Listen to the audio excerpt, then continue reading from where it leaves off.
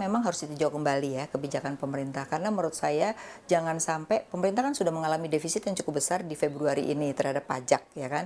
Tapi kalau nanti diberikan kebijakan yang salah obat, akhirnya tidak kena ke masyarakat dan pemerintah pun akan kehilangan banyak pendapatan dari pajak untuk sesuatu yang tidak penting. Jadi menurut saya mungkin saat ini tidak diperlukan kebijakan yang satu one for all, satu untuk semua, tapi lebih dilihat daerah masing-masing. Misalnya Bali, apa sih kebutuhannya? Berarti akomodasi, restoran, dan turunannya misalnya. Berarti itulah yang harus diperhatikan.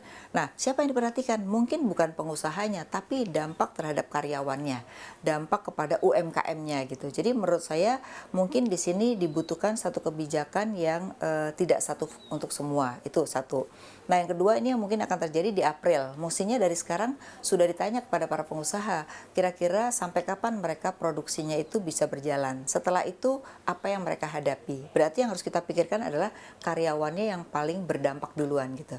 Kenapa? Karena kalau kita lihat konsumsi itu harus dipertahankan ya. Kalau konsumsi dipertahankan, paling tidak itu ekonomi masih bisa jalan. Tapi kalau konsumsi sampai down, ya, itu akan berpengaruh terhadap investasi, berpengaruh terhadap segala-galanya gitu. Jadi menurut saya mungkin harus ada skala prioritas di dalam menentukan kebijakan itu sendiri ya. Dengan stimulus menahan misalnya pajak penghasilan untuk pekerja di sektor industri-industri tertentu, apakah ini menurut Ibu sudah cukup pas atau masih kurang? Oke, menurut saya mungkin yang pertama dilakukan jangan PPh 21 dulu, karena yang PPh 21 ini adalah orang-orang yang sudah pegawai tetap. Jadi mereka sebenarnya relatif kalau untuk 3 bulan ke depan lebih aman mereka. Tapi justru sektor-sektor informal yang akan kena dampak langsung ya. Misalnya sekarang kan banyak perusahaan melakukan pengetatan ya, orang tidak boleh makan di luar misalnya. Itu kan yang paling kena mereka.